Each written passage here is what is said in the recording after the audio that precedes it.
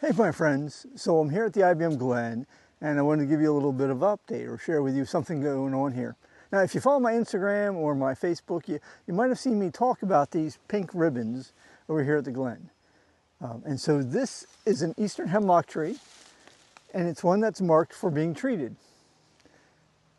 All the trees that we've treated, this will be the third time now that I'm aware of, have a little metal tag about the size of a $50, maybe a little bigger than a quarter. That marks that this is one of the trees we're trying to save. And what are we trying to save them from? Well, we're trying to save them from the Hemlock Woolly Adelgid. It's this itty bitty little aphid-like creature that came over from Asia. It's about 1.5 millimeters in size. And I believe it first showed up in New York State in like 1985. It eventually came up here to Broome County.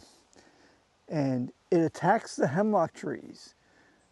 This aphid will come in and the young will settle in by the needles and start to munch away, basically pulling the nutrients, the starches, out of the tree until it kind of starves it. And so you'll see, I don't have an example here, fortunately, but I'll try to find a picture for you all, of this kind of like woolly looking things around the needle bases.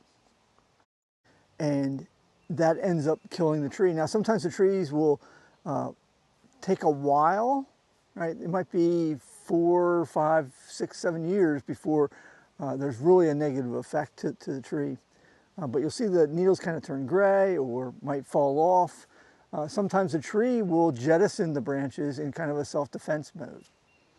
Now, we're treating them now, and what we'll do is we go around, we put a ribbon on, and then once we treat them, we'll pull the ribbon off so we can keep track of which trees have been treated and which ones haven't, because there's over 500 trees here at the Glen that are getting treated.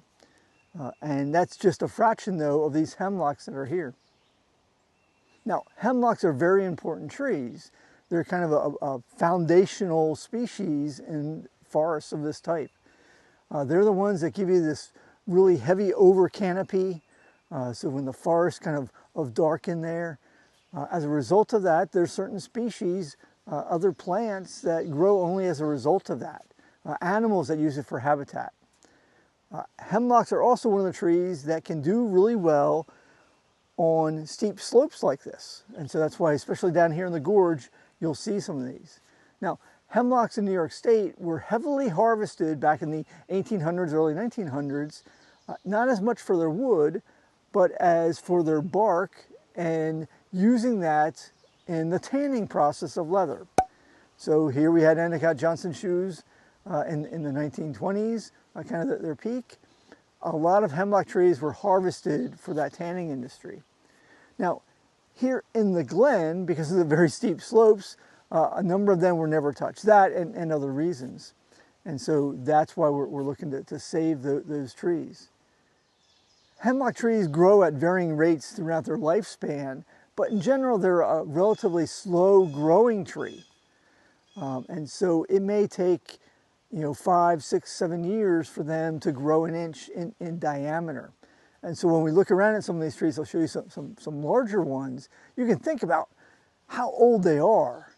There's many here that are easily 200 years old, probably several hundred years more than that.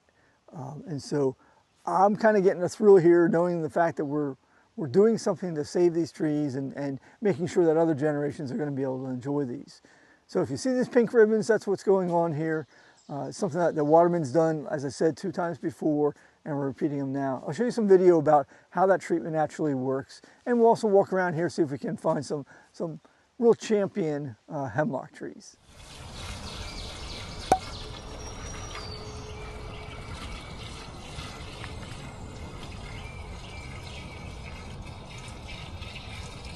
As it absorbs it through, it sucks this with it and just brings it right in. Sucks it up the phloem, and then it creates a chemical compound. It's kind of like giving a human steroids. It makes its own immune system a lot stronger, while also the neonicotinoids get into the small bugs, and it just kills their endocrine system. So it either stops them from being able to move or reproduce and all that stuff. That's great, yeah. Because we're spraying it on here, not up in the trees, it makes it a lot more environmentally friendly. Right. And I always remind people don't realize this. You look on what you put on your pets, that medicine that you put on their back. Yeah. And this. Really? Exactly what it is. For a tick.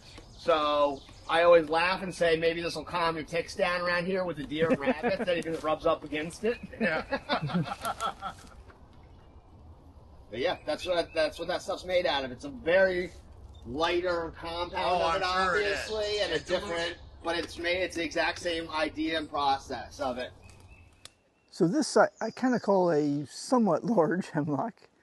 It's just a beautiful tree. I don't know if you can get a sense of really how tall it is, but it towers up there. And so, I don't know, based on its diameter, maybe a couple hundred years, but just a beautiful tree. It has let go of some of its branches down here just because it doesn't need them, because it's up there getting the sunlight. And you see a whole bunch here. This is along the Grays Creek Trail, and so you'll see a bunch of little pink strips of ribbon down there. Those will all get treated. And here's another one. There's just so many of these massive ones. So this one's definitely over 200 years old now. Just to give you a size, there's my hat compared to this tree. And you might wonder what the blue paint there is. Well, at one time this was targeted to be logged, and they had started to select trees that they're going to pick, and this would have been one of them that we would have lost. But look at him tower up there. And again, he's kind of hanging on here as we slope down here. And that's one of the great things about these hemlock trees is holding in the soil on these slopes, keeping everything from eroding, allowing other things to grow. Now we do have this beautiful hemlock I just showed you that's hanging onto the soil here on the side. And that allows other trees, like this beautiful red oak here. You see it has no branches down low. It shot up there, and the only branches it held on to were the ones at the top there where it can get the sunlight. But this is probably, not quite 3 feet in diameter, so that's a pretty old red oak there. And from here you can kind of see up the slope and the various hemlocks hanging in there. So I'm not sure how well you'll be able to see this, but kind of those little fuzzy things at the base of the needles, that's the woolly adelgid. And so here on the ground here I see a couple different pieces of hemlock jettisoned off, and you kind of see a little bit more grayish tint to them. So one of the trees here, this one here doesn't look super good, and it wasn't one of the ones that was treated. So I'm not sure if you hear that bird in the background here. I think it's a Louisiana water thrush. I don't know if we'll be able to get a picture of them, but we'll see later. But one of the reasons this whole exercise is a challenge is just the terrain here. 500 trees is a lot of trees, but then you also look at things like trees down here on these slopes. So going down that slope, coming back up, that's quite a bit. And fortunately, I'm not doing it with the spray tank on my back. That's Brandon's job. So tip of the hat to Brandon. So here's a hemlock that apparently had a tough life at some point. Look at him. So I don't know whether it grew on top of an old stump at one time and that stump rotted away, or at some point in his life he started leaning over. But now he's again reaching up to the canopy next to this. I'm not sure if that's a white oak or a red oak. But you kind of touch his branches up there with him.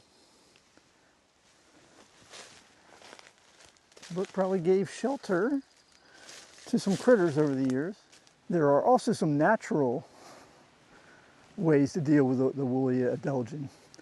There's a little beetle, I only know it as Little Larry. Maybe Glenn remembers the scientific name. And then some other biological things that go after these aphids. And so that work's going on as well. Take a look at the size of this guy.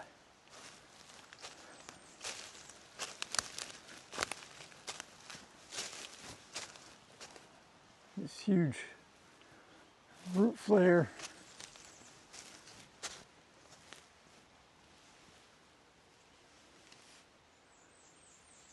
And down there is another big honker. So that's easy 3 feet diameter, probably a bit more. Yeah, right on the edge there. So just off the stone bridge, there's this one right down there by the creek.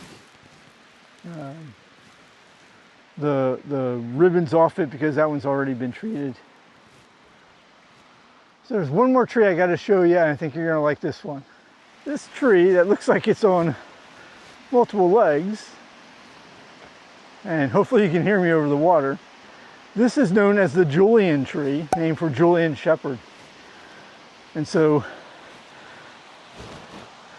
can see there's actually multiple trees in here.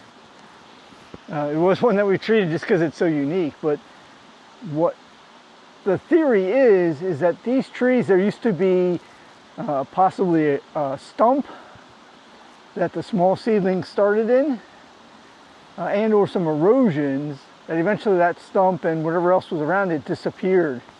And so now we have this kind of unique structure with these two different trees coming out. And up there, and I'm not sure, I know the one is a hemlock. I'm not totally sure that the other one is. It has different branches. If you look way up there, it almost looks like some maple leaves, but that doesn't necessarily look like maple bark.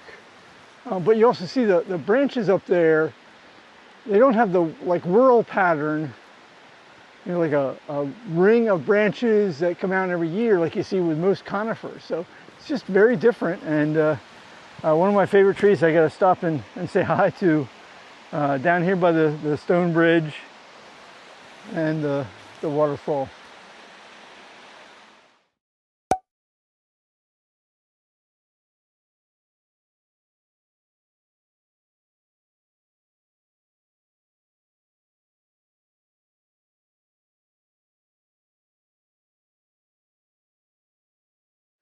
So that's what's going on here at the Glen. We're treating the eastern hemlocks for the Hemlock Woolly Adelgid, giving them another chance at life and to keep this forest going.